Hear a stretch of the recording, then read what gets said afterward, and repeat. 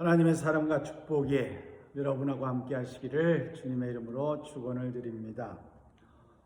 오늘은 12월 20일 대림절 마지막 째 주일입니다. 대림절이라고 하면 우리들이 주님께서 이 땅에 오심을 기다리는 기간입니다. 성탄절 4주 전부터 대림절을 우리가 지키고 있습니다. 이 대림절 기간 동안 우리들은 주님이 이 땅에 오셔서 우리들에게 어떤 것을 보여주셨는지를 기억하고 또 그것을 마음에 새기는 기간이기도 합니다. 그런데 우리 특별히 우리들이 기억해야 할 것은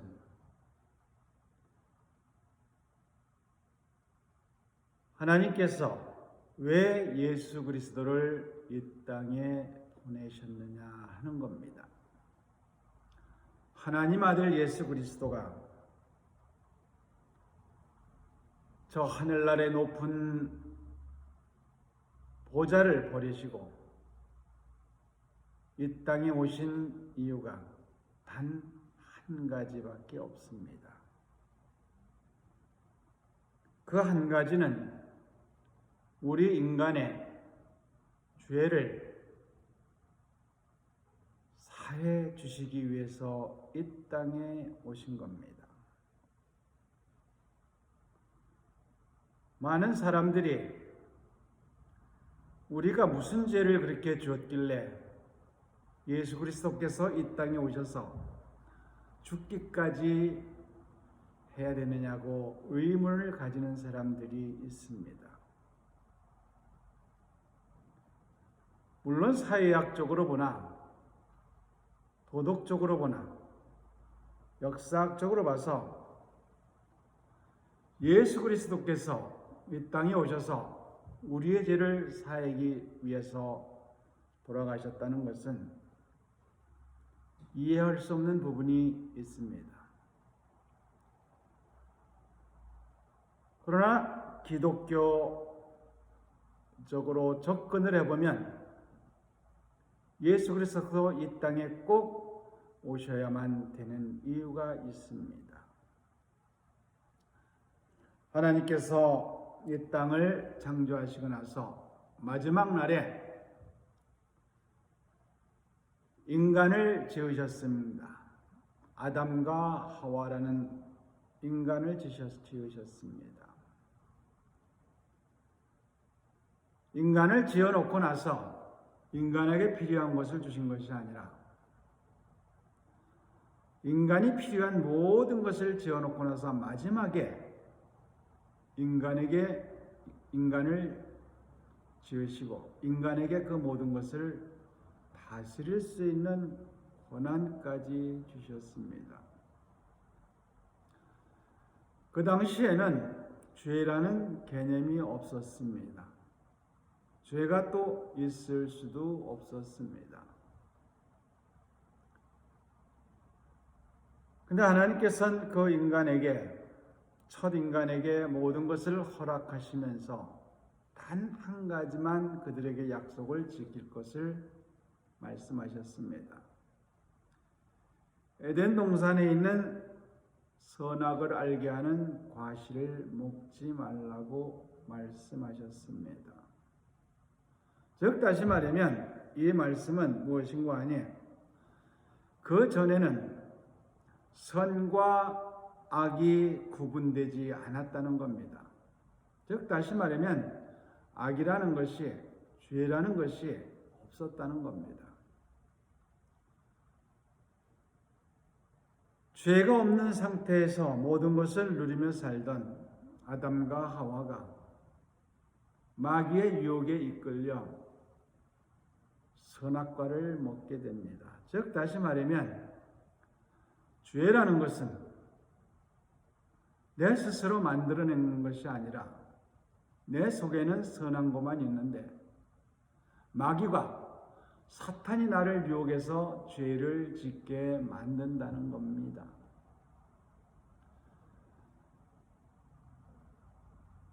그 사탄의 유혹에 넘어간 아담과 하와가 하나님의 명령을 어기고 죄를 짓게 되었습니다. 즉 다시 말하면 죄라는 것은 하나님의 명령을 어기는 겁니다. 하나님의 뜻에 반하게 사는 것을 죄라고 합니다. 요한복음 16장 9절에서 보면 죄에 대하면 저가 나를 믿지 아니하며 이렇게 기록하고 있습니다. 우리가 하나님을 믿으면 하나님이 시키시는 것을 따르게 됩니다. 또 하나님이 좋아하는 것을 하게 되고 하나님이 싫어하는 것을 하지 않게 됩니다. 그런데 하나님께서 아담과 하와에게 분명히 말씀하신 것은 선악을 알게 하는 과실을 먹는 순간 너희는 정령 죽으리라고 말씀을 하셨습니다. 이 말은 무엇인가 하니 선악을 알게 하는 과실을 먹기 전에는 죄를 짓기 전에는 영원히 죽지 않는 그러한 존재였다는 겁니다. 그런데 하나님께서 그 죄를 짓는 순간 인간의 죽음이라는 것이 오게 되었습니다. 이제 첫 번째 죄를 지은 그 아담. 우리는 그 아담의 후손입니다. 즉 다시 말하면 원죄라는 것은 첫 사람 아담이 죄를 졌고 우리는 그 후손으로 영원히 살 수 있는 존재에서 죽을 수밖에 없는 존재로 변한 것, 이것이 바로 원죄입니다. 지금 우리는 100세 시대라고 해서 장수한다고 합니다.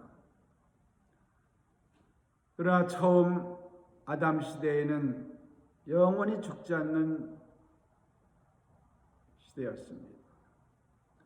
그리고 나서 아담이 죄를 졌을 때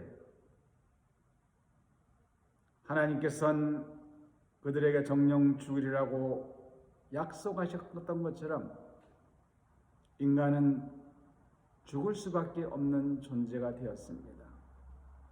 그래도 그 당시에는 아담은 930살까지 살고 보통 그 정도는 살았습니다. 그런데 죄를 지은 사람들이 그 죄악이 그 후손들에게 전해지면서 악해지면서 자연 환경적인 것이 인간적으로 자꾸 흘러가다 보니까 우리의 수명이 지금 이만큼 짧게 된 겁니다. 그런데 하나님께서 처음 창조한 아담과 하와에게 주신 약속이 영원히 살리라는 그 약속을 죄를 지면 죽겠다고 했는데 또 그것을 보니 하나님이 불쌍해 보였습니다. 그래서 다시 하나님께서 우리 인간에게 다시 살 수 있는 영생의 길을 준 것이 우리가 죄 사함을 받는 겁니다. 아담과 하와가 진 죄를 우리가 그 죄 사함을 받아야 되는 겁니다. 근데 죄 사함을 받기 위해서는 대속물이 있어야 됩니다. 이거는 구약 시대의 제사법에서 자세히 여러분들이 많이 배웠을 겁니다.